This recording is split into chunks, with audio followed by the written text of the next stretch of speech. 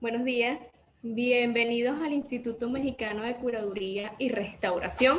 Esta vez les doy la bienvenida al curso ABC de la Museología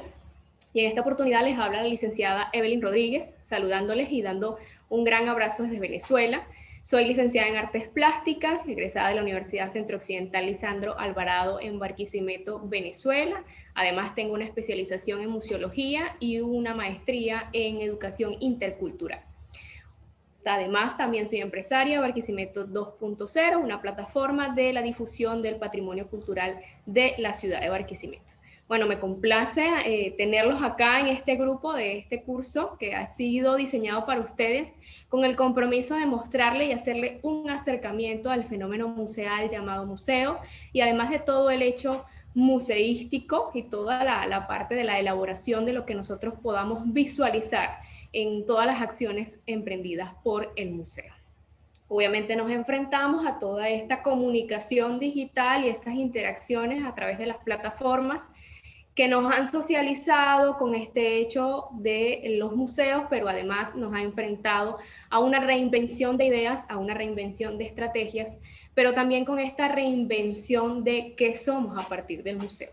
Obviamente este acercamiento se ha diseñado para ustedes a través del instituto, como en otras plataformas digitales disponibles para ustedes, en 3 sesiones. Estas 3 sesiones están establecidas en Classroom y ustedes puedan acceder en el tiempo que a ustedes se les haga disponible de acuerdo a sus ocupaciones, pero además que podamos interactuar con todo este conocimiento que nos va a estar brindando este curso de ABC de la museología. Me complace saludarlos desde Venezuela con este hecho museístico que obviamente los contextos culturales no nos separan, sino que nos acerca a este movimiento, a este quehacer patrimonial y cultural y por supuesto que nos garantice uno de los derechos universales, que es el acceso a la cultura.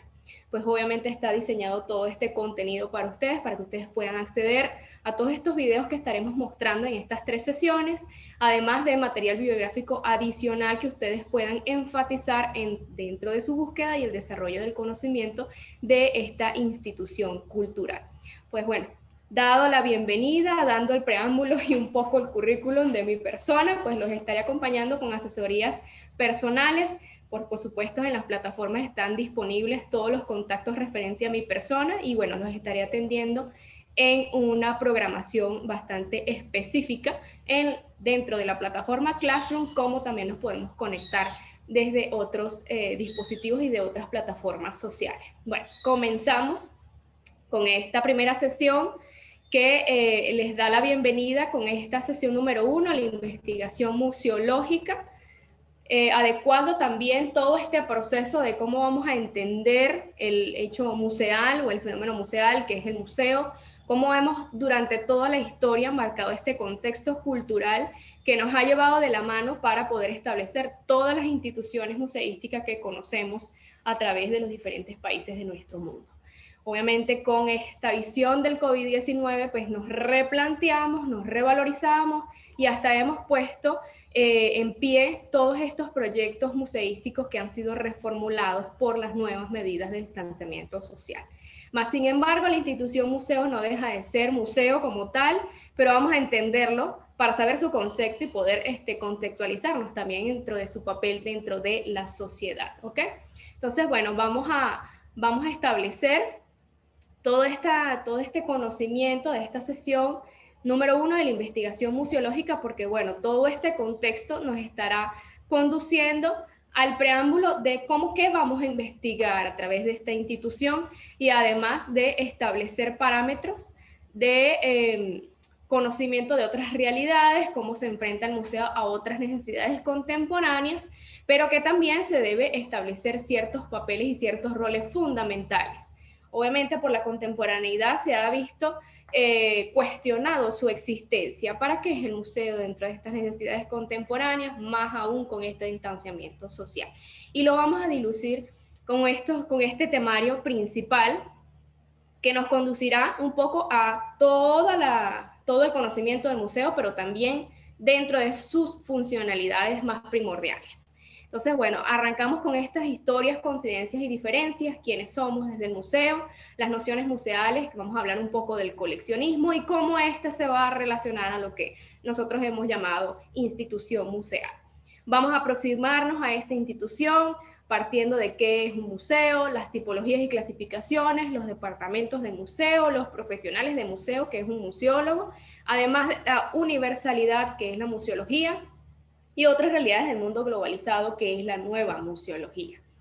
Además, vamos a estar estableciendo otros parámetros expositivos que los estaremos desarrollando con las sesiones siguientes. Bueno, empezamos con estas historias, coincidencias y diferencias. ¿Quiénes somos desde el museo?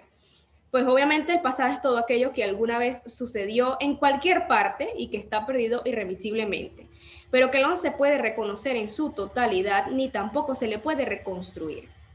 Es esencial recordar entonces que el pasado, situado aquí a la hora, a la par de la historia, no existe como tal y puede ser establecido por medio de un proceso, de un pensamiento desde el presente y métodos de la ciencia histórica. Estas historias, coincidencias y diferencias que nos han catapultado en todo el desarrollo de las instituciones museísticas, pues no debemos desligarlo con el proceso de una investigación histórica, pues la historia es considerada como un constructo, como una idea que puede ser o no ser musealizable, esto es decir, que a través de sus restos materiales, que los hemos constantemente observado y además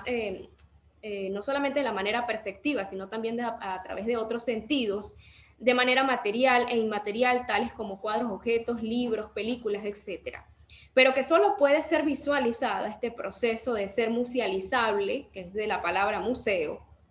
en una exhibición. Este hecho lo vemos desde una exhibición y a través de que todos los objetos que actúan como signos y remiten a un conjunto de circunstancias pasadas. Al parecer, nosotras esa relación que tenemos con todos los objetos que visualizamos en una exhibición, en una exposición de cualquier institución o espacio cultural, pues nos lleva con esa relación intrínseca de lo que es el pasado, el presente y por supuesto la proyección del futuro. Los objetos que allí hemos visualizado durante todo este tiempo y estas experiencias que hemos visto, no solo dentro del museo, sino también fuera del museo, y vamos a hablar hoy qué es lo que hemos visto fuera del museo, es que todos estos objetos obtenidos a través de una musealización con una intención de mostrarlos, van a transmitir pocos datos sobre la realidad original, pues la realidad puede ser explicada en forma subjetiva y teniendo en cuenta las coacciones temporales. Solo a través de los conocimientos actuales, basados en conocimientos acumulados por las sociedades y por cada uno de los individuos, el objeto requiere en sí una explicación precisamente porque ha sido musealizado y por lo tanto es accesible porque ya no está en su contexto espacio-temporal original, individual y único. Es así donde el museo, por necesidad, se ve obligado, a partir de estos fragmentos de la historia, a construir con sus colecciones lo que naturalmente siempre representa una decisión política. Si la musealización institucionalizada del museo concierne solamente a una parte de los objetos musealizados, lo que a su turno solo representa una desdibujada porción de todas las cosas que han existido durante tanto tiempo. Es por eso que las colecciones del museo o los objetos que vemos constantemente en estos espacios culturales, el problema viene radicado en la selección y la responsabilidad que debemos estar consideradas cuál es la importancia de este objeto para la sociedad. Y es que el museo, a partir de una selección, se realiza a base de criterios definidos socialmente arraigados en la investigación museológica. Aquí podemos encontrar un contraste de historias, porque esta historia que esa, vamos a involucrarnos con el pasado, hay unas coincidencias entre pasados y pasados, o por lo menos con esta dinámica de hechos históricos, pues también nos han marcado diferencias de quiénes somos del museo, cuál es la imagen o cómo nos relacionamos con esta institución museística y qué tiene que ver con las relaciones cotidianas de nuestras dinámicas de vida cultural, de vida social, política e ideológica. Entonces, toda esta coincidencia de colección, no importa cómo se defina, es siempre la expresión de criterios científicos y estéticos que prevalecen. Por más que se postule una forma neutra, además de teniendo en cuenta criterios temáticos y geográficos auténticos, porque hay piezas y objetos bastante bien definidos en cuanto a sus contextos geográficos, van a representar fundamentalmente una innovación de un modelo, de una selección que va a construir una historia, que además va a fijar un elemento crucial dentro de la cultura que puede ser susceptible a su manipulación. Por eso es que es importante saber contextualizarnos cuando estamos entrando en un espacio museístico, estamos entrando a un espacio de exhibición, porque si no entendemos su contexto social y cultural adecuado a las exposiciones que estamos visualizando, pues prácticamente la historia va a pasar desapercibida. Justamente este hecho está marcado porque no solo en el museo se musealizan los objetos que estamos visualizando, sino también las relaciones entre el hombre y esa cosa musealizada o el objeto. Pues son valores atribuidos, es decir, una información en el sentido más amplio que puede entenderse a través de este objeto, pero también que debe entenderse a través de los valores que les van a dar sentido a estos mitos del pasado. Al parecer estos hechos pues nos han contado constantemente una historia, que son las narrativas museísticas, pero que esta representación y estas interpretaciones múltiples que hemos dado constantemente y que hoy se ponen en juego ante la exhibición, han proyectado durante todo este tiempo indicadores de una representación inteligible de una realidad. Entonces, todas estas representaciones que hemos visto desde objetos bastante antiguos, de acuerdo a su cronología, como objetos más contemporáneos o objetos modernos, pues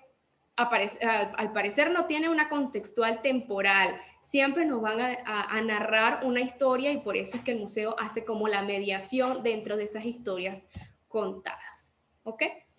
Vamos a dar inicio en estas nociones museales porque se han dicho muchos términos sumamente técnicos, entonces vamos a contextualizarnos de dónde caen estos términos bastante particulares de estos museos.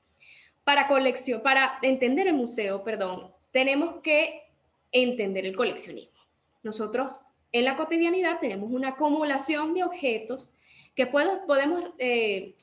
redefinirlos como la acumulación personal de objetos o ese afán de coleccionar. Tenemos colecciones de generación a generación, objetos que han pasado de generación a generación. Y esto tiene un trasfondo, tiene un porqué o para qué vamos a preservar estos objetos de generación a generación. Pues muchos me podrán decir, bueno, profesor, pero es que yo tengo un arraigo personal con ese objeto, tiene una significación bastante importante, tengo una relación con otra persona, con un ser querido. Entonces, estas relaciones de objetos que no las vemos en museos, pero hemos visto objetos similares que están siendo exhibidos y que por supuesto nos lleva a este recuerdo del pasado, a estas sensaciones, y es lo que le vamos a atribuir al coleccionismo. Las miradas de algunas etapas de la historia pues nos muestran un proceso diacrónico que ha formado sensibilidades y todos los conceptos a las actividades que radican en el museo. Para esto no puede desligarse ciertos orígenes principales, como lo que ha conformado el coleccionismo para los tiempos dados. En la antigüedad conocemos manifestaciones míticas del coleccionismo que todavía no representa un fenómeno cultural como tal, pero que nos da un entendimiento actual. Desde luego, el coleccionismo, en el sentido más actual, le proporcionamos el término sino de una simple acumulación de objetos con una intencionalidad simbólica y representativa.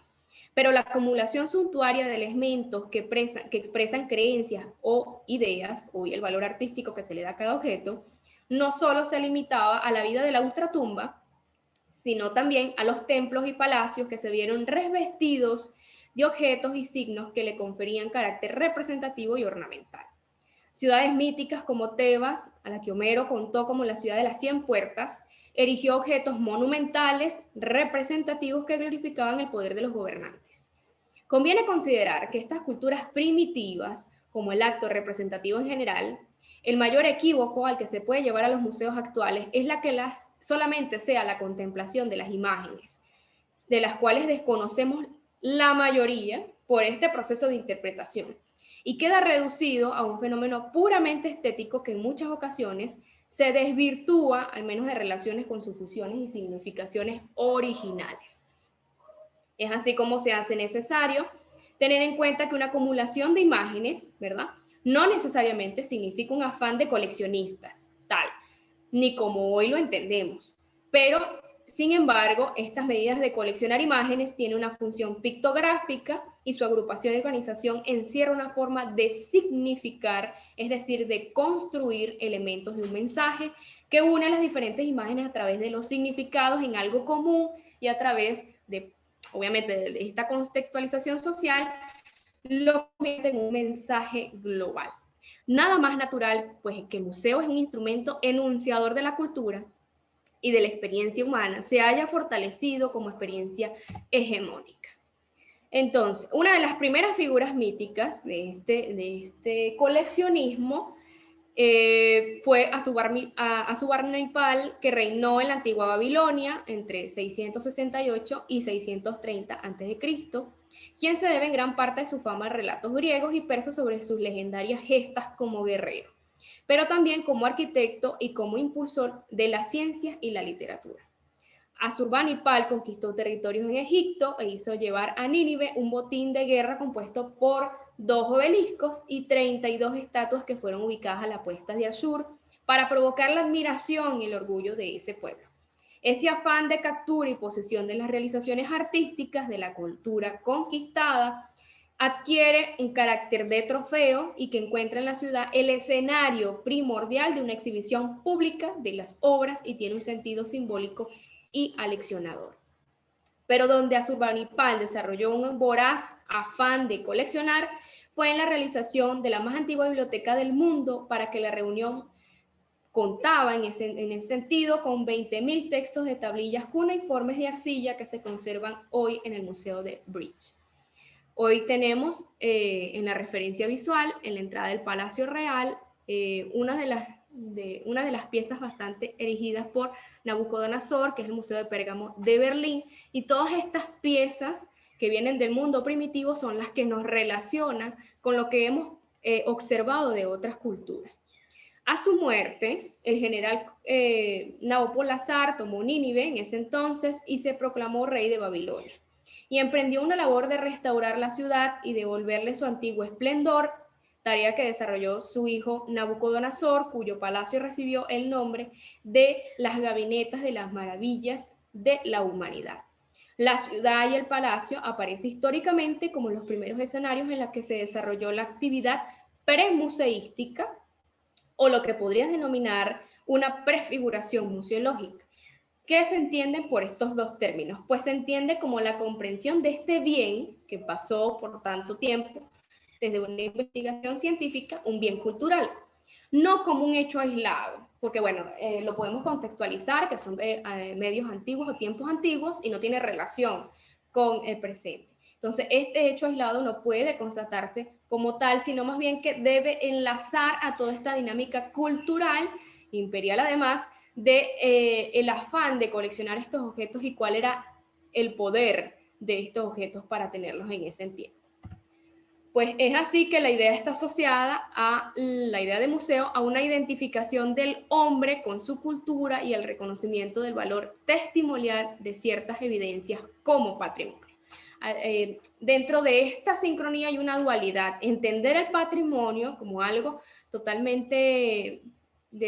arraigado de generación a generación y que forma parte de una protección de un objeto, en este caso el patrimonio cultural, de una protección, de salvaguarda de una herencia, pues obviamente se relaciona dentro del coleccionismo porque, bueno, hay que resguardar, o ¿para qué hay que coleccionar? Hay que resguardar, hay que salvaguardar, pero además hay que conocerlo para poder conservarlo de generación a generación, porque ese es el fin. Entonces, tenemos que dentro de estos tiempos primitivos, este afán de coleccionar nos ha llevado luego a un templo, de considerarlos estos objetos desde un templo al espectáculo de la cultura,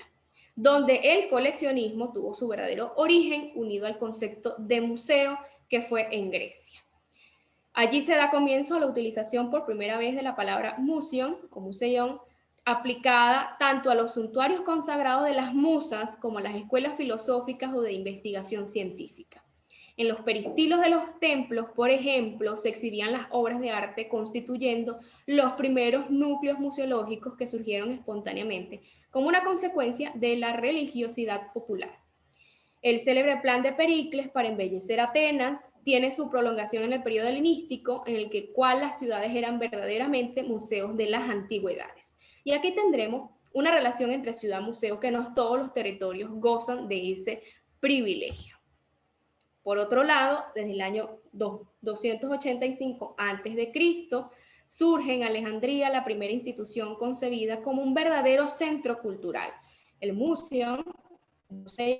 con salas de reunión, observatorios, jardines y bibliotecas. Esta fue fundada por Ptolomeo II y rente al concepto casi de panteón en el que ha degenerado nuestra cultura el concepto de museo.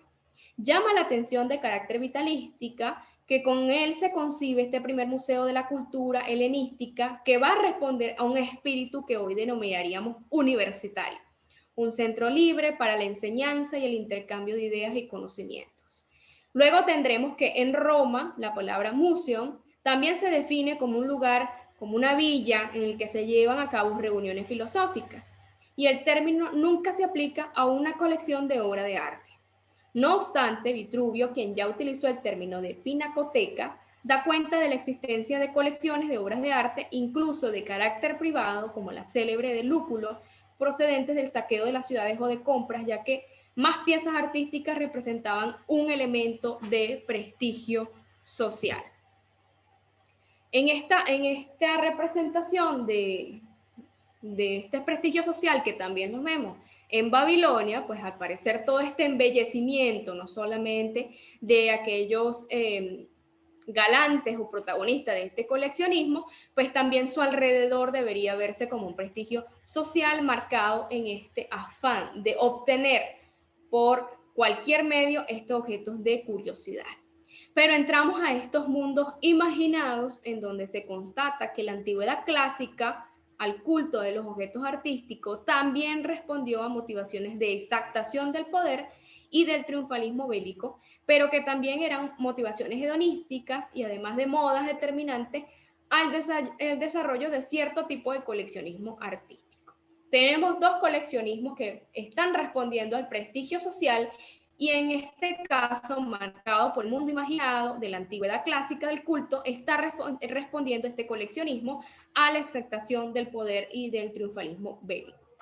La expresión de los dogmas de la fe en la vida de Cristo y de los santos, los grandes mitos bíblicos, los milagros y las creencias sirvieron en base para el desarrollo de un arte figurativo e hicieron de las iglesias una forma de museo público en el que a través de las representaciones materiales se accedía al mundo de las cosas espirituales. Después del Edicto de Milán, en el 313, la Iglesia potenció la utilización de las formas plásticas propias frente a las paganas heredadas, pero continuando al enfoque didáctico que Roma había inspirado. El coleccionismo fue transformándose en la antigüedad de los llamados tesoros eclesiásticos que adquieren gran desarrollo de la Alta Edad Media. Por su parte, el mundo gótico, con el carácter monumental de sus catedrales y el asentamiento de los modos de vida urbanos, desarrolló la magnificación del coleccionismo. ¿Por qué? Porque sus catedrales se constituyeron como monumentos de carácter museístico, albergando tesoros con relicarios, piezas de orfebrería, manuscritos, vestiduras litúrgicas y demás piezas artísticas que aportaban no solamente la suntuosidad, sino también la glorificación pública y mundana de los valores religiosos. La catedral era la ciudad dentro de la ciudad, el núcleo intelectual y moral de la colectividad y el corazón de la actividad pública y la apoteosis del pensamiento, del saber y del arte. El arte aparece desde este principio como una parte de un sistema y que esto todo estaba concebido como forma de un mundo cerrado en lo material y abierto en lo espiritual. Un sistema en que su multiplicación conduce al exceso y a la crisis de los propios valores que representa, pero además que el exceso de representaciones a que había reducido casi todas las cosas del pensamiento medieval, ya en su otoño habría sido simplemente una fantasmagórica de que cada imagen hubiese tenido más o menos gestos en un sistema de pensamiento simbólico. El arte entonces se había convertido en un acto imprescindible para la expresión de ese pensamiento simbólico y que los templos de la religión eran también templos del arte El museo era también la iglesia y en consecuencia no podía sino producirse el fenómeno de la sacralización que hizo del arte y el artesano o artista un intermediario, como el propio clero, entre el mundo de las cosas terrenales y el mundo de las cosas espirituales. La cuestión acá es observar que la evolución del sentido religioso hacia un carácter cada vez más popular desarrolló un gusto por lo profano que va unido a la valoración del objeto artístico en sí mismo y no solo en el mensaje que representa. El ornamento empieza a tener valor creciente y las artes dejan de supeditarse al edificio que las alberga a convertirse más bien en realizaciones cada vez más autónomas y portátiles, accediendo así a la naciente burguesía que originaba una multiplicación de la demanda. El mercado del arte se amplía así con un nuevo público constituido por la burguesía que compra las obras y los mercaderes que comercian con ellas. Esta emancipación de las obras respecto al edificio al que van a estar destinadas en un paso importante para el coleccionismo, ya que las obras se convierten en objetos autónomos susceptibles de transacción comercial y que este desarrollo del mercado consecuentemente propicia una multiplicación de la actividad de talleres y progresiva valoración individual de los artistas que salen del anonimato artesanal para convertirse en maestros que alcanzan cotización dentro de ese mercado. Entonces, esto nos pone en un carácter atesorado de lo eclesiástico, del acceso de la burguesía al arte y además una representación del desarrollo del coleccionismo como tal. Por su parte, dentro de todos estos mundos imaginados y por supuesto de estas ideas espirituales y terrenales, pasamos a la época del Renacimiento y el manierismo, porque esto dio al coleccionismo un descubrimiento clásico de la antigüedad. Constituyó además para la historia un nuevo motor para el coleccionismo, porque sus piezas artísticas del pasado iban a representar modelos culturales y estéticos de imitar.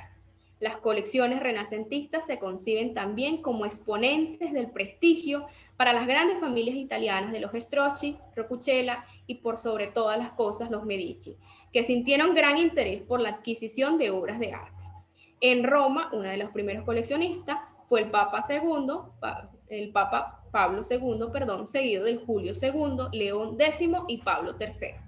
El humanista Pablo Giovio reúne en su palacio de Como hacia 1520 una serie de retratos que constituyen lo que se ha considerado el museo histórico más antiguo del mundo, hecho que impulsó a Vasari a escribir el arte italiano Le Vite, publicado en 1550, en donde se da el inicio del reconocimiento de la historia del arte a través de la historia de los artistas. La existencia de un material del pasado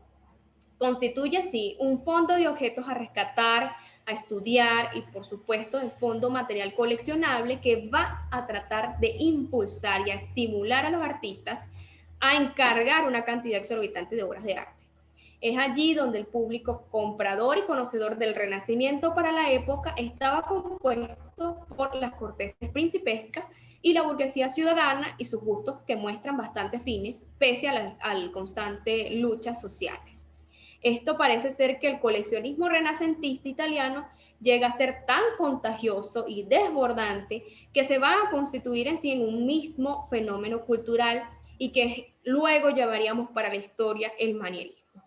que revisa no solamente los valores estéticos, sino también el sustrato ideológico y social del que se toma origen. Cuando las formas se vulgarizan afuera de repetirse y cuando la justificación intelectual de los procesos artísticos se empiezan a desvirtuarse, incluso a llegar a la contradicción, se produce así una simple pervivencia de las costumbres y una profunda modificación de los gustos. La expansión de este fenómeno, que nunca ha sido una garantía de su comprensión, y la mejor prueba de ello son las intencionadas actitudes anticlásicas del manierismo. Si anteriormente en el Renacimiento todo lo que iba a ser imitado era digno de glorificar para ser mostrado al público, pues el manierismo le da esa connotación para qué está hecho todo ese acto de imitar o de mímesis ante las luchas sociales. Pues el impulso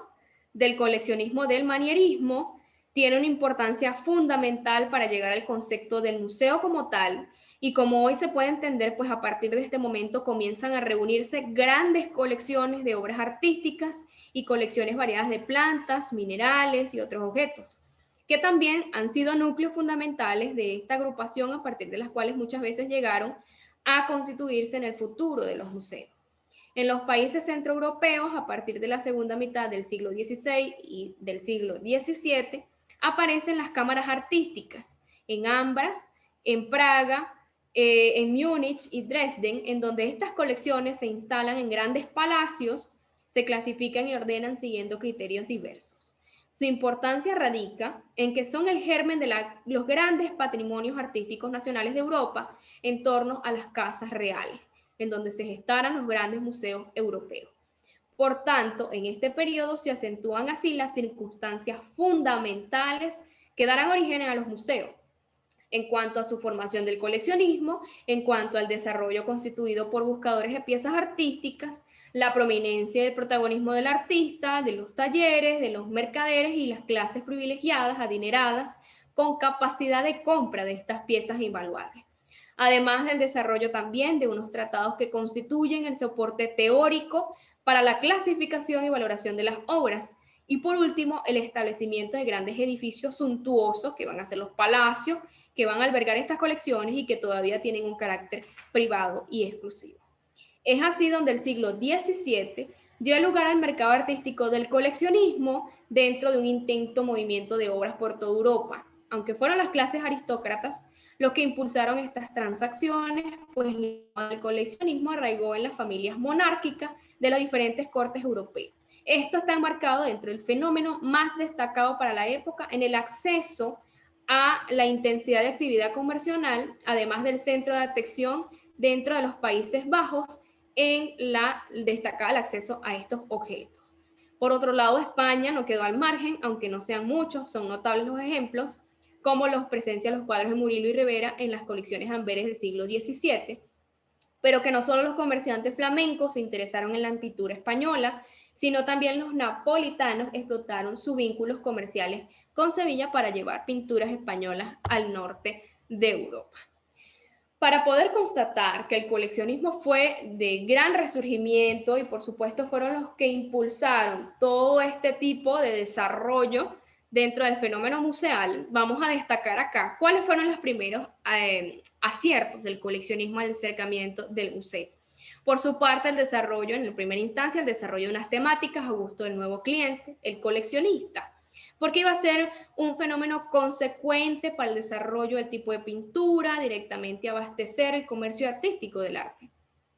Pues se dio el preámbulo de las pinturas de gabinete, porque esta muestra era una representación de una demanda, de temas mitológicos, de escenas de la vida cotidiana, retratos, en fin, todos estos géneros artísticos que conocemos, pero que también fueron condicionados a un ambiente arquitectónico, privado, laico, burgués, y además que iba a estar destinado. Cuando estaban destinados, pues había un porqué de estas piezas artísticas. Por un segundo elemento tenemos la aparición de una nueva dinámica de intercambio de las obras de arte. Pues esta aparición de una nueva dinámica, el coleccionismo va a generar una actividad comercial donde se radica en el intercambio, la compra y venta de obras, pero que también proporciona mayor beneficio a esta superproducción del fenómeno marchante entre el interés y la especialización del coleccionismo. En un tercer momento tenemos el desarrollo del intercambio cultural, porque obviamente tenemos una mediación cultural dentro de toda el contexto geográfico de Europa y fuera de Europa. Por otro lado, tenemos el establecimiento de ferias y subastas públicas. En un quinto momento, la nueva figura del pintor sometido al mercado, porque ya la demanda lo iba a establecer una dinámica social. En un sexto momento, la proliferación de obras de talleres y falsificación de obras de arte. Entonces aquí entramos en esta diatriba dentro de lo que es la valoración del patrimonio, en este caso el patrimonio de las obras de arte. Por un séptimo momento, el papel de los marchantes como dinamizadores de esta actividad artística, y por último, el nacimiento de los primeros museos públicos. Aquí donde los especialistas citan como el primer museo organizado como institución pública al Museo de Oxford Ashmolean Hill, que fue fundado en 1683, basado en la colección privada por la familia inglesa Trandesca, que va a reunir y que reunió para su momento dos generaciones y llegaran a la Ashmolean y a su vez a la Universidad de Oxford. Este museo ya se erigió por un reglamento, por un desarrollo de normativas administrativas, de catalogación e inventariado, conservación, horas de visita, tarifa, etc. Lo que procedió entonces a regular esta actividad de todos los museos que hoy conocemos. Sin embargo, puede considerarse una experiencia aislada si se considera que aún habría que esperar un siglo para la fundación del Museo del Louvre, el primer gran museo nacional y público de la historia. Entonces, todo este contexto de dónde radica todos estos objetos y la acumulación de objetos que vemos en los espacios culturales y en los espacios museísticos, pues bueno, ya vimos el contexto histórico. Ahora vamos a aproximarnos a esta institución que llamamos museo, vamos a entender cómo vamos a darle esta noción de conocimiento y su concepto. La expansión de los museos se produce en un momento en que aún no se ha elaborado una definición sobre los mismos, pero se ha precisado sus funciones. Como todo proceso natural, los museos también evolucionando de forma en donde estos se han considerado con el tiempo, así los póstumos, mausoleos o santuarios, y que se van a convertir en lugares de interpretación, de estudio, de investigación, y para ello se requería la presencia de un personal universitario especializado en el contenido del museo. Fruto de este valor, las exposiciones, por supuesto, los que se dieron apertura, tuvieron lugar como criterios científicos, al igual que su ordenación, clasificación y publicación en catálogos. Más tarde los museos se van a convertir en centros de educación para terminar siendo focos donde lo lúdico y recreativo adquiera su verdadera significación. Por una parte se encuentra en este caso las colecciones y por otro el público, sin llegar a alcanzar un equilibrio en ambos muchas veces. Y esto sucede a causa de que existen tantos atractivos didácticos que los objetos de las exposiciones se ven obligados a ser retirados de las mismas, y en este sentido el museo se está convirtiendo en un medio de comunicación de masas. Esto aquí está marcado dentro de esta idea de museo y lo contextualizamos de la siguiente manera. Porque esta idea de museo, marcada en Georges Riviere, apostó por el museo como un lugar ideado más allá de la contemplación, contrario a los principios pasivos y distantes para el gran público que hasta prácticamente su aparición en escena, salvo contadas valiosas excepciones, habían dominado estas instituciones. Si efectivamente los museos deben prestar apoyo a la educación de la sociedad para servir a su progreso, como ya se pensaba en la época en la que surge el museo como entidad pública, tal y como se entiende hoy en día. Esto debería hacerse de tal modo que el museo fuese accesible para toda la sociedad. Hoy día este museo está plenamente entendido desde la inclusión social, desde la representación de los impulsos y de las ideas que han estado adaptadas constantemente a la innovación. Aquí en la referencia visual, pues les dejo una serie de conceptos que han marcado para la historia, desde un espacio de herencia cultural, desde conjuntos de sentido totalmente funcional, bello por su estética arquitectónica y de planificación artística, además, también se ha catalogado dentro de sus conceptos como un servicio cultural, porque nos enfrenta a esta búsqueda de conocimiento, entonces, bueno, lo catalogamos como servicio. Como también ha sido un conjunto de acciones sociales que van a perdurar dentro del progreso de la sociedad.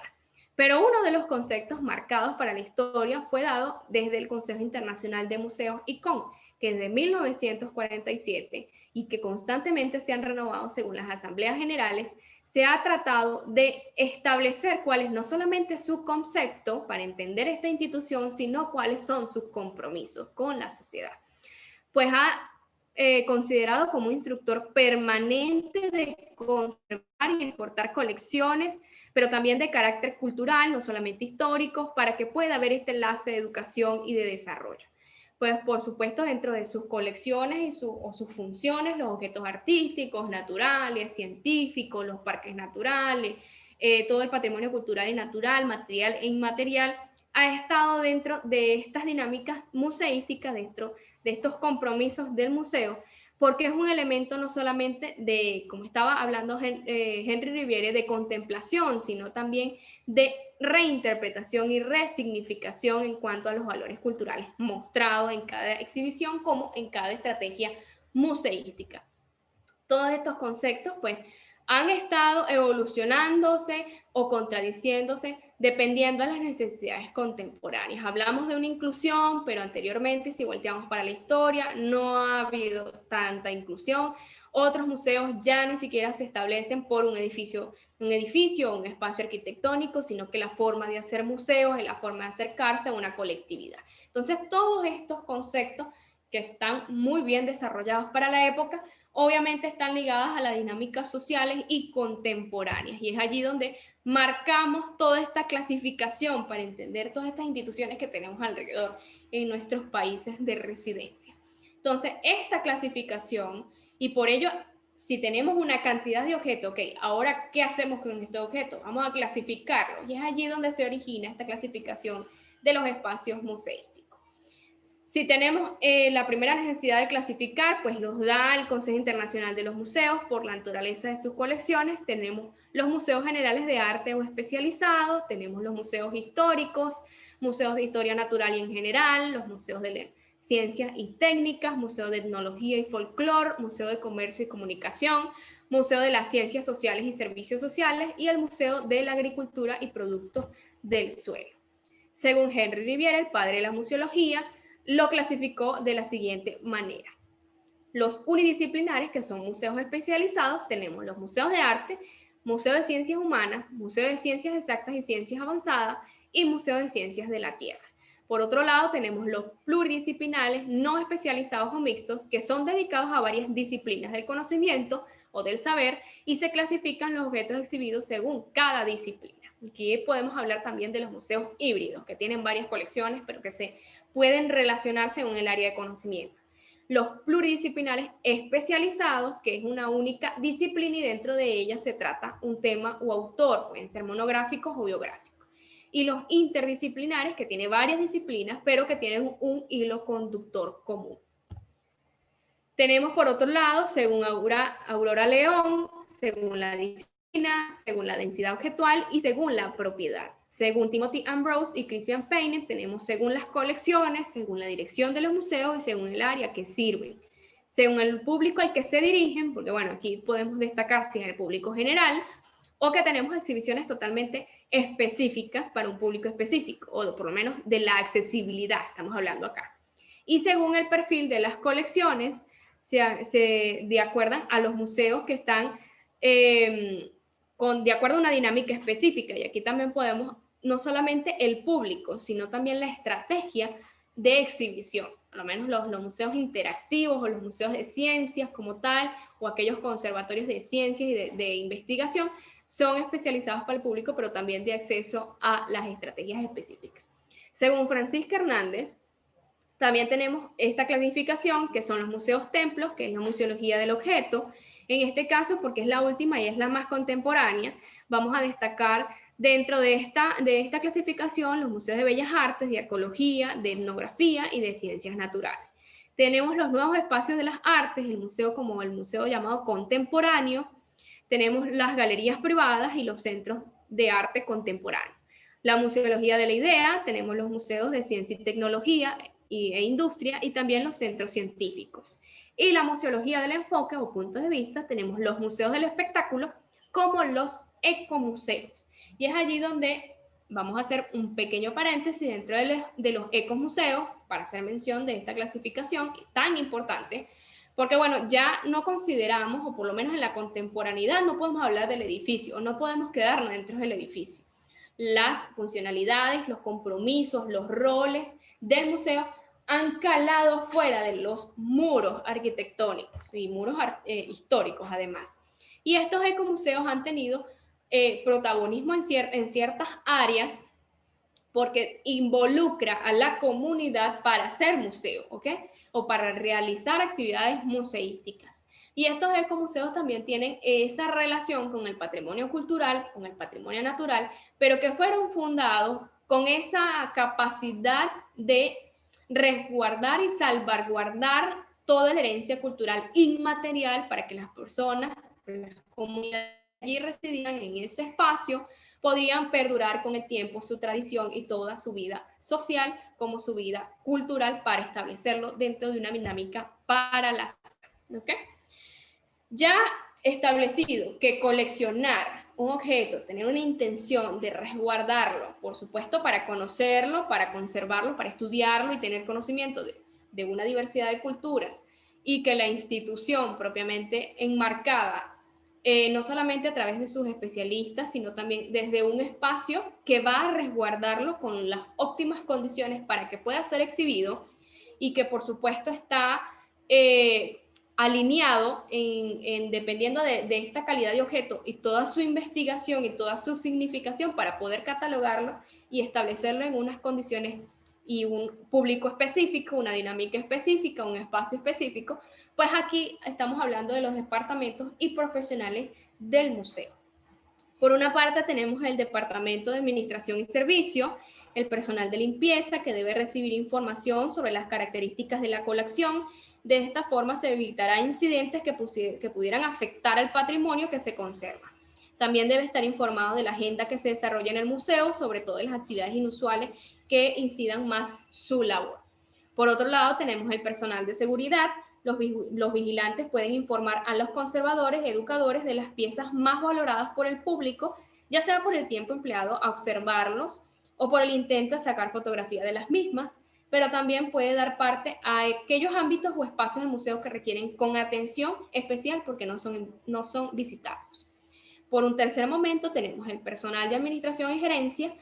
que el gerente debe conocer toda la necesidad diferente de los departamentos del museo, pero que puede gestionar correctamente los recursos económicos del mismo y la mejor manera de obtenerlos. En este sentido, debe tener una formación multidisciplinar en campos como legislación, gestión económica, contabilidad y marketing. Dependiendo de las dimensiones y circunstancias de cada museo, podemos encontrar al gerente ejerciendo funciones como director de museo, ya sea porque este es un cargo representativo, porque su actuación se limita no solamente a marcar pautas científicas, sino también de referirlas a las colecciones y la programación de las exposiciones. Por otro lado, tenemos el personal de recepción y atención al visitante. Si alguien fundamentalmente es la primera impresión, pues es este personal, porque es un visitante donde tiene el museo, el personal de recepción y atención está encargado de acoger al visitante. De su amabilidad, sonrisa y capacidad de comunicación dependerá, pues, por supuesto, la predisposición del visitante en este espacio museístico. Este personal debe recibir una formación específica por parte de todos los departamentos del museo, educación, difusión y conservación, porque han de conocer bien la institución y sus actividades con tan solo unas pocas preguntas que deberían ser capaces de distinguir los diferentes perfiles de los visitantes, así como aconsejar los mejores itinerarios para el museo dependiendo de su tiempo, de su preferencia, conocimientos, etc. Y por último tenemos las auxiliares de sala, que debe ser considerado como un colaborador que puede ayudar a determinados momentos a complementar el trabajo de otros profesionales, y que entre de las funciones se puede realizar así: ofrecer información al visitante, apoyo logístico de guías, educador del museo, como primeros auxilios y colaboración del estudio de público. Por otro lado, tenemos el Departamento de Educación y Público, tenemos a los guías, educadores y mediadores de museo, auditores o defensores del público. Dentro de las guías, el perfil de este personal o del buen guía se caracteriza por la buena predisposición hacia el público a la que presta el servicio y por saber amoldarse a los diferentes perfiles que se le puedan presentar. Los educadores, hoy llamados mediadores de museo, o por lo menos se han establecido con esta mediación cultural, pues son los responsables de las áreas pedagógicas del museo, porque han adquirido mayor visibilidad, y por supuesto hoy lo vemos en todas las plataformas digitales con esta reinvención museística en las plataformas digitales o en las plataformas sociales. Cuando hablamos de educación del museo, debemos partir de la premisa de que no solo nos referimos solamente al público escolar, sino también a aquellas actividades diseñadas para cualquier tipo de público. Los educadores de museo tienen un cargo fundamentalmente en el Departamento de Educación y Acción Cultural, aunque en algunos museos todo aquello referente a los públicos no escolares no pasa por ello. Pero es que estos tienen que ser considerados también, no solamente como recibimiento de grupos turísticos, sino también dependiendo en contraposición con la guía, La idea es que estos dos trabajen de manera mancomunada para poder dar esa,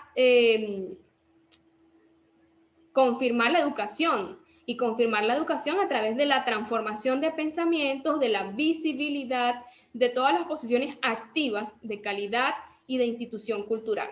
Porque estamos hablando no solamente de la transformación y modificación del arte de la institución, sino también de la expansión de la vinculación de la identidad cultural, de generar relaciones colaborativas, pero además de debatir estos conflictos y discursos que se han establecido dentro de los educadores, trabajadores culturales, que se basan no solamente en los conocimientos, sino también de que se debe centrar en políticas de identidad y políticas de mediación cultural. Por último, tenemos los auditores o defensores del público, que son, en los últimos tiempos se ha acuñado su concepto, no solamente aquel que se establece como una responsabilidad de estudiar las necesidades de los segmentos de público a medida que se realizan proyectos, sino también de supervisar las nuevas exposiciones y asesorar al personal del museo en relación a cuáles van a ser las expectativas a través de los visitantes. Tenemos el Departamento de Gestión de Colecciones, documentalistas o registradores, museólogos y curadores, conservadores, restauradores y directores de museos. Los documentalistas o registradores adscritos a los departamentos de conservación de colecciones, entre las funciones más es asignar a la práctica museística, están los de catalogar y almacenar objetos que conforman colecciones del museo, supervisar si hay un préstamo de objetos, conformar además esta proporción y proporcionar información a través de las áreas del museo sobre la colección, por ejemplo, ofrecer asesoramiento de servicio educativo, ejemplo, que están encargados en una imagen y que van a comunicar algún mensaje cultural. La actividad científica del documentalista ha de consistir en recoger, tratar y analizar diferentes fuentes de colecciones y documentos, además de almacenar toda esta información que va a ser contenida y recuperada para su próxima difusión, que sea eficaz, inmediata y además que pueda solicitarlo el público sin tanta elaboración de permisos y tantos límites de acceso a la información. Por otro lado, tenemos los museólogos y curadores, que suelen ser especialistas en un ámbito determinado de las colecciones, pero que en la actualidad, la realidad de los museos obliga a estos conservadores a observar nuevas competencias que van más allá del hecho de la investigación de las colecciones. Aún así, es la figura más reciente asumir este cambio al rol en que el museo posmoderno lo obliga. Ha dejado de ser la piedra angular de la institución para pasar a formar parte de un organismo con nuevos actores que también son importantes, como el mismo, que es en este caso los museólogos. Ante esta nueva realidad, el conservador debe colaborar con el resto de los profesionales, asesorando, creando vínculos y que se van a aproximar a una divulgación de la información. En este caso, los museólogos y los curadores deben tener como ese rol de imaginadores temporales, porque solamente ellos son los que van a traducir este mensaje cultural que lo hemos visto por tanto tiempo a través de las exhibiciones. Este conocimiento a través de las exposiciones temporales o permanentes se desarrolla de manera de este grupo de trabajo, de estos dos elementos o de estos dos personajes que van a reelaborar aplicaciones de tecnología de la información y de comunicación, reinventarse las exposiciones, considerar cuáles son las necesidades de los públicos más prominentes y de mayor visita. Por otro lado, tenemos los conservadores y restauradores, que son de los profesionales más emergentes dentro de los museos, como también son los dedicados de la difusión y comunicación.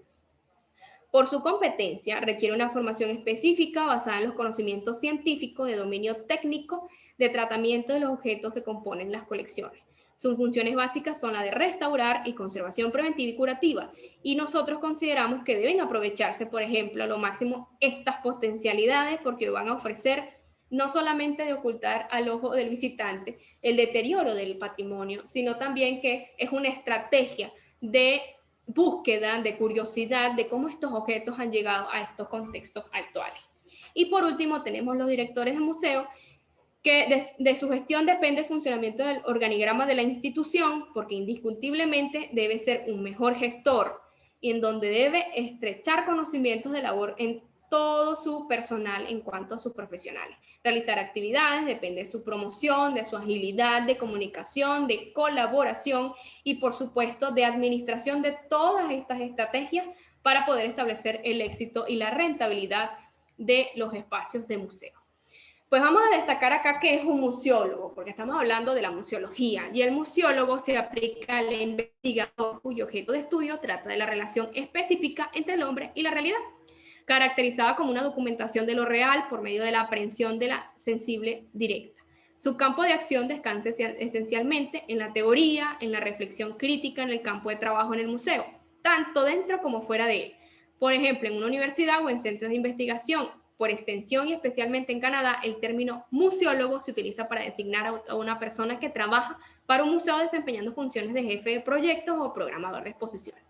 Siempre lo hemos relacionado con los documentalistas, pues obviamente él necesita investigar estos hechos, pero no solamente del objeto, sino del comportamiento del hombre con esta relación objetual o del hecho material, de la historia, por supuesto. Pero además el museólogo participa en la gestión, en la programación, en los diseños de exposiciones, porque él necesita establecer relaciones específicas con el museo, con la historia de su institución, pero también con la dinámica cultural que va a contornear toda la institución museística. Tenemos así otros profesionales de museo, los museógrafos o diseñadores de exposiciones, responsables de interpretación, comisarios, coordinadores técnicos de exposiciones y el personal técnico eventual. Los museógrafos o diseñadores de exposiciones, esta función recae habitualmente en aquellos profesionales altamente técnicos, arquitectos, diseñadores gráficos, industriales, ingenieros y profesionales afines del campo científico, artístico y desarrollo actual. Es importante que estos colaboradores van a tener como esa fatiga museal, porque es lo que va a involucrar la parte visual, el hecho material, porque bueno, la información está allí o la investigación está allí, cómo esa investigación que ha sido tan científica y compleja, la podemos visualizar en elementos muy simples a través de nuestras exposiciones. Entonces, el museógrafo es la parte técnica de montaje, de establecer un estudio del espacio arquitectónico, de cómo se va a establecer el discurso entre obra y obra, cómo se va a visualizar esa obra, cómo el visitante la va a identificar. Entonces, todos estos elementos que son mobiliarios museísticos, también vamos a ver una museografía urbana, que son mobiliarios que van a visibilizar esta información que no debe ser compleja porque debe ser traducible y además accesible. Los responsables de interpretación son aquellos técnicos encargados de dar una perspectiva de conocimientos previos y asegurar que el mensaje sea identificado por el visitante. Los comisarios son los responsables de la investigación, de la selección de objetos, del contenido de exposición y de los textos que se van a establecer en las salas de exposición, porque esto es una redacción y una narración expositiva. Y los coordinadores de técnicos de exposiciones son los responsables de definir la exigencia del proyecto y el presupuesto apropiado para el éxito de la programación de exposiciones. Y por último tenemos el personal técnico eventual, que son aquellos, aquellos servicios que demanda el museo por un mantenimiento específico, un mantenimiento del edificio, un mantenimiento de la exposición, como una actuación de protocolos, como también pueden haber actuaciones del funcionamiento y realización de eventos que no solamente son exposiciones, sino eventos alternativos en esta institución museística. Entonces, bueno, ya hemos marcado esta linealidad de conocimientos, no solamente el conocimiento histórico del coleccionismo, también marcamos toda la parte de la aproximación de esta institución, que bueno, van a conseguir una cantidad de conceptos y que se sigue redefiniendo porque el museo va cambiando de acuerdo a la dinámica de la sociedad. Por otro lado, tenemos la clasificación del por qué existe tanta diversidad de objetos, pero también tanta diversidad cultural a través de la clasificación de los museos. Y por último, ¿cuáles son los profesionales que necesitamos en esta institución que vemos como otros que no vemos porque no tenemos acceso a ellos, pero también podemos acceder a su conocimiento y también a su valoración profesional y también sus departamentos, que esto allí donde radica todo el funcionamiento de lo que conocemos como museo. Por otro lado, tenemos los mecanismos de la universalidad y en este caso vamos a hablar de la museología y por último de la nueva museología. Estas estrategias o por lo menos estas teorías son el funcionamiento más arraigado de lo que es un museo. Entonces, empecemos. La museología es el elemento donde es el objeto de la museología. No puede ser el museo como tal, o no deja de ser solamente el museo. El museo no es un fin, sino un medio. y se concibe como una forma posible de relacionar el hombre con su realidad, en la que el museo siempre representará una realidad fragmentaria, por supuesto. Es allí donde la museología es la ciencia que examina la relación específica del hombre con la realidad a través de estas relaciones y que da lugar a la elección de todo lo museable para ser preservado en lo inmediato y para el futuro. En consecuencia, bien se toma en sentido amplio o restringido, la museología como disciplina científica se incluye entre las ciencias sociales, pues su objetivo principal es el análisis de la realidad histórica social de la larga tradición enmarcada en unos postulados que se extienden dentro del espacio y el tiempo. En este caso, el sujeto de esta ciencia es el hombre o el público, y de ello se reduce que la tensión entre el sujeto y el objeto ha sido el factor más importante en la dinámica museística, cuyo constante replanteamiento garantiza su proyección. Entonces, toda esta ciencia o esta disciplina, que es la museología, pues se ha enmarcado no solamente del hecho del fenómeno de entender el museo, sino también de cómo documentarlo, cómo conservarlo, cómo preservarlo, pero es hacia el público, no solamente dentro de sus contextos originales, vamos a decirlo así, o establecer solamente conexiones de lo que tenemos de la material dentro del museo, sino que las relaciones entre el hombre con el objeto, con las exposiciones o con el patrimonio, que en este caso estamos hablando del objeto y su edificio, pues estas relaciones entre el objeto tienen que ver con la museología, porque son estudios sociales, son investigaciones sociales y culturales de cómo el hombre se ve involucrado con estas dinámicas culturales. Pues si vamos a ver esta museología, si es una investigación, o por lo menos está considerada dentro de las ciencias sociales, es decir, aquella que estudia toda la sociedad o todo lo que tiene que ver con el hombre, estamos hablando de cultura, y la cultura es un hecho accional, es una acción del hombre, es un cambio continuo del hombre. La cultura va de manera apresurada como el hombre va apresurado, porque estas dinámicas de la contemporaneidad, por ejemplo, a pesar de que tenga un arraigo con el pasado, por supuesto, porque estas relaciones son indisolubles, pues la contemporaneidad o la modernidad nos establece otras necesidades de conocer, de descubrir, de explorar cómo nosotros, qué somos, hacia dónde vamos, cómo nos interpretamos, cómo nos resignificamos en las acciones sociales y por supuesto que estas se convierten en culturales.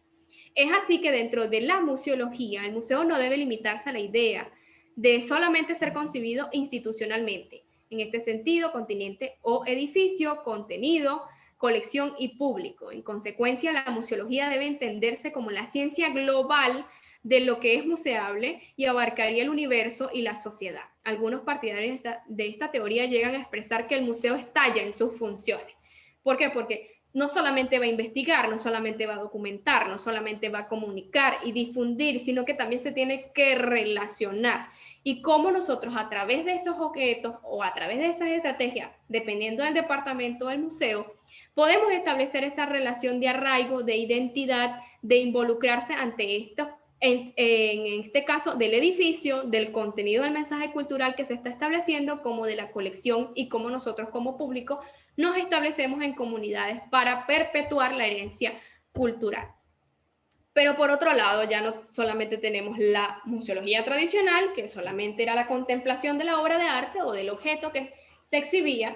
sino que la museología moderna pues me establece esta triangulación en que solamente debo tener esa consideración de contemplación, pero también tengo que accionar o que tengo que participar para que el museo cumpla con sus funciones sociales, o por lo menos esta función en representación al hombre. Entonces, cuando tenemos estas dos vertientes, ¿ok? Se establece en 1972 que hay necesidades en donde el museo tradicional, que solamente servía para un público específico o que solamente servía para la contemplación, se establecen otras necesidades. Los museos, como les digo, están constantemente cambiando porque el hombre así cambia. Y se establece una nueva museología. Y en 1972 se radica la Mesa Redonda de Santiago de Chile, en una novena conferencia internacional del ICON, que fue radicada no solamente por el concepto del museo, sino también del ecomuseo. Y la llamada nueva museología tuvo su origen oficial en estas reuniones tan importantes. y que no solamente fue organizada por ICON, sino que también fue organizada por UNESCO, en donde se acordó desarrollar experiencias bajo el concepto de museo integral. Al parecer el edificio no solamente era importante, no solamente sus profesionales y sus departamentos, sino que sus funciones debían estallar, como lo vimos anteriormente. Y hablar de integralidad, de acercarnos más al público, a esas necesidades que son cotidianas, pues obviamente nos llevaba a otras realidades. En esta reunión, una docena de museólogos latinoamericanos, acompañados por expertos en urbanismo, agricultura, educación e investigación científica, determinan las grandes líneas de definición de un museo integral, respondiendo a las condiciones económicas, sociales, culturales, políticas de América Latina. Se establece también que estos profesionales pues dan el abanderado dentro de la presencia del UNESCO por ser latinoamericanos, y esta necesidad de América Latina era lo que daba a las condiciones que iban a establecer los nuevos museos o los museos para la época. Entonces, esta nueva museología, que si ya repasamos la museología tradicional, la museología era edificio, colección y público, en este caso la nueva museología va a establecer parámetros de considerar amplitud de estos conceptos. Ya no vamos a hablar de conceptos muy específicos, ya nos vamos a aperturar, y la apertura viene dada de considerar patrimonio, territorio y comunidad. ¿Por qué? Porque el edificio en sí es un patrimonio museable, por supuesto, porque tiene gran importancia para ser exhibido. Dentro de él parten otros patrimonios culturales, que son los objetos que exhibimos, pero que también viene una dinámica de patrimonio vivo dentro de sus profesionales y toda la dinámica del mensaje cultural que nos conlleva a esa identidad cultural. Hablar de territorio, ya no solamente nos estábamos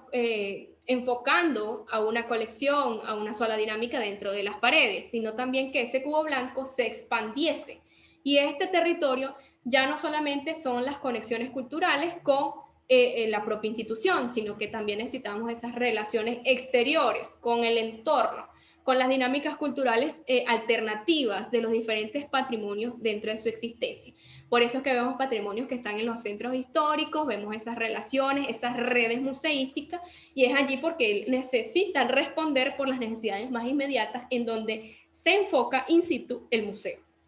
Y ya no estamos hablando de ese público visitante, de que solamente está en un horario fijo, con un itinerario fijo, sino establecer ya un conocimiento de comunidad, comunidades in situ como comunidades digitales, que podemos verlos hoy. ¿Por qué? Porque esas comunidades, como el museo, no es que va a dar respuesta a todas las necesidades de la existencia, pero por lo menos se debe acercar y por lo menos debe conducirnos a ciertas respuestas de nuestra vida cotidiana. Y es así que hablar de comunidad es hablar no solamente de integración, de inclusión, sino también de hablar de otras realidades, más realidades que nunca.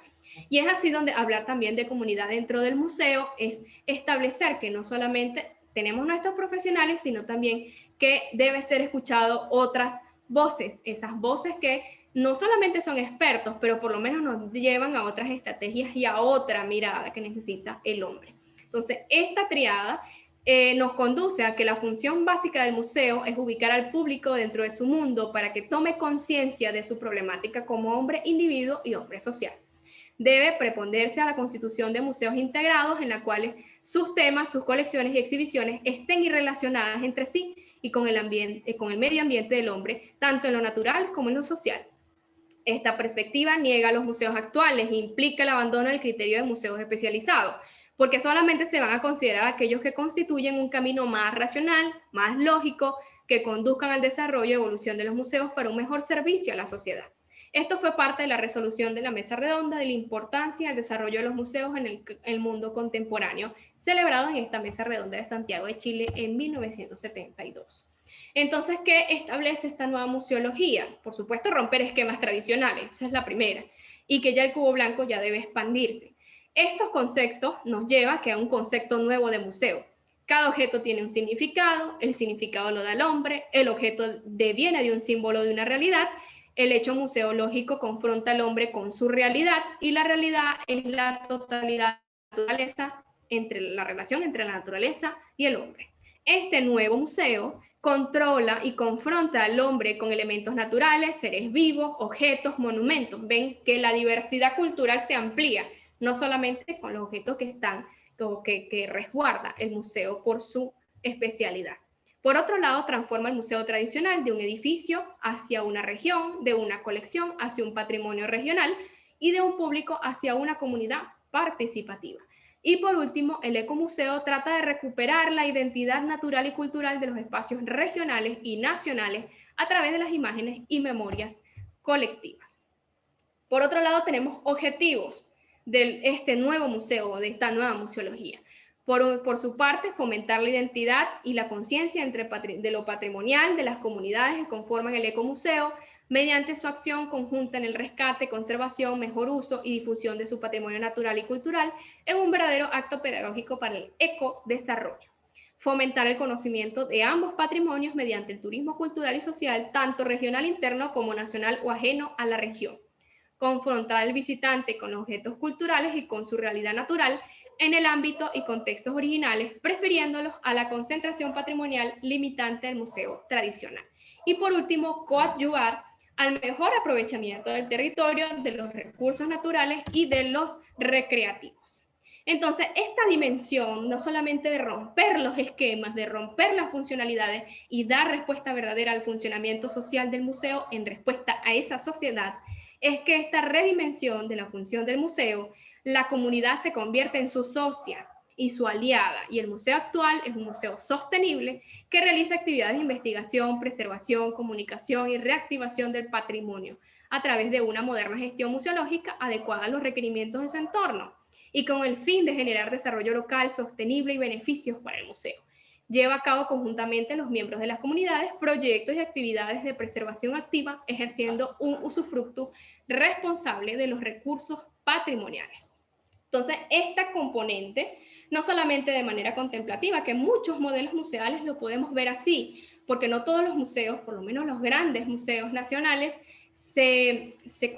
limitan a establecer estas condiciones de que el público forma parte fidedigna y muy importante ante el desarrollo de nuevos proyectos, que no solamente son de exhibición. Entonces, esta nueva museología, o por lo menos estos modelos museales actuales, que lo vamos a ver constantemente reinventándonos por esa dinámica social, hoy enfrentada ante una pandemia